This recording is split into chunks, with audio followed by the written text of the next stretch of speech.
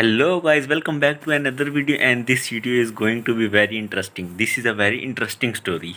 The vibration of my phone against my tactical vest was the only sound in the silent dampness of the trenches, and when I pulled it out to check the message, I felt a coldness that had nothing to do with the winter air. My wife, Rachel, had sent a text that simply said the locks were changed and that I shouldn't bother coming home when my deployment ended in 3 days. We had been married for 6 years, 4 of which I had spent serving overseas to provide the life she insisted she deserved. But it seemed that the distance had provided her with an opportunity she couldn't resist. I didn't call her, and I didn't beg for an explanation. I simply typed out 3 words, "As you wish," and tucked the phone back into my pocket. The sergeant next to me asked if everything was all right, and I just nodded, a strange and steady calm taking over my mind.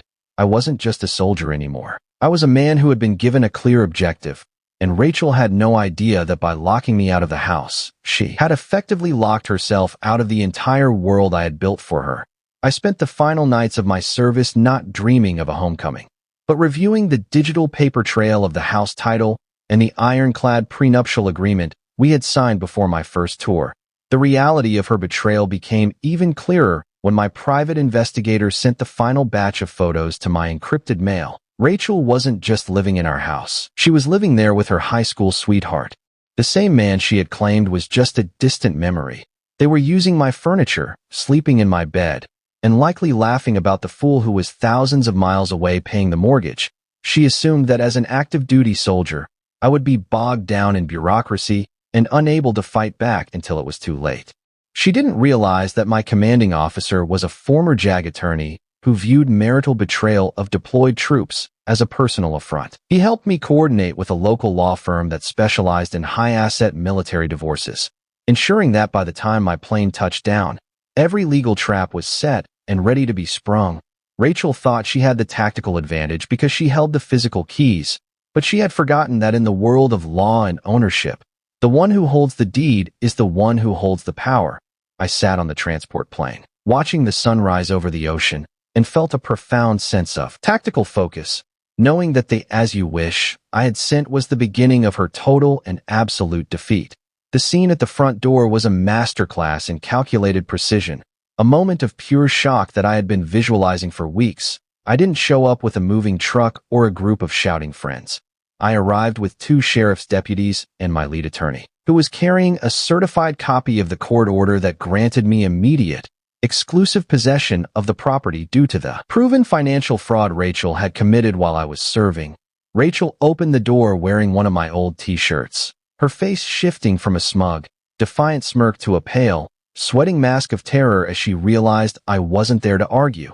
The man behind her, the high school sweetheart, tried to step forward and tell me to leave, but the deputies quickly informed him that he was currently trespassing on private property and had 5 minutes to gather his belongings or face immediate arrest. Rachel began to scream, her voice a frantic mess of denials as she realized that the lock she had changed didn't mean a thing when the law was standing on the porch. My attorney simply stepped past her and began documenting the condition of the interior, while I stood in the driveway and watched the 2 people who had mocked my service scramble to pack their lives into trash bags. The ending of the story wasn't just a physical removal. It was a total and absolute destruction of her financial security. 48 hours later, her lawyer called mine, screaming into the phone that I had no legal right to freeze the joint accounts or terminate the lease on the luxury car she was driving. My attorney didn't even raise his voice. He simply reminded him that under the terms of our prenuptial agreement, any act of confirmed infidelity during a combat deployment triggered a complete forfeiture of spousal support and gave me the right to claw back any marital funds spent on a third party. Rachel had spent over $40,000 of my combat pay on her lover's debts, and now she was being legally compelled to pay it back or face criminal charges for embezzlement. She had wanted a life without me, and now she had exactly that, a life without my name, my money, and the house she had tried to steal. I walked through my quiet, empty home that evening, the new locks turning smoothly under my hand, and realized that the greatest victory of my career hadn't been on the battlefield, but right here on my own front porch. I was home, I was free, and the mission was finally complete. I am curious which part of the country are you listening this story to, and did you know that nearly 80% of our viewers haven't subscribed yet? If you enjoyed this story, please hit that subscribe button. Check out our next video about a shocking Reddit cheating story where a husband discovers the truth about his cheating wife. That's what we call a very nice story. This is a very nice story and he did very amazing thing. He did what was best for him. I appreciate you guys seeing this video. See you in the next video.